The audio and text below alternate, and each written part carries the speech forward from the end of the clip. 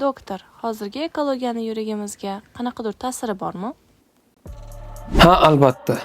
Havodagi chang zarralarini, ayniqsa PM2,5 kichkina chang zarralarni bor yo'g'i 10 mikrogramm metr kubga oshishi odamlarda yurak-qon tomir kasalliklari ehtimolini 6 dan 10% ga ko'tarishiga olib keladi.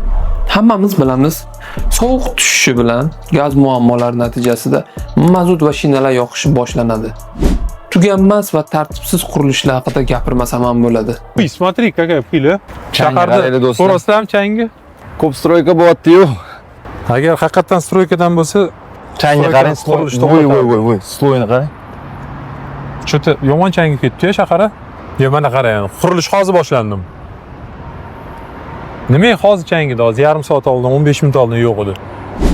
Natijada o'tgan yillar Toshkent shahri PM2,5 ko'rsatkichi bo'yicha mutlaq rekordlarni o'rnatib, 460 mikrogramm metr kub, ya'ni Jahon sog'liqni saqlash tashkilotida ko'rsatilgan normadan 93,2 barobarga oshib, odamlarda nafaqat nafas olish, yurak-qon tomir kasalliklari, balki boshqa immun tizim kasalliklari, onkologik kasalliklar darajasini oshishiga olib keldi.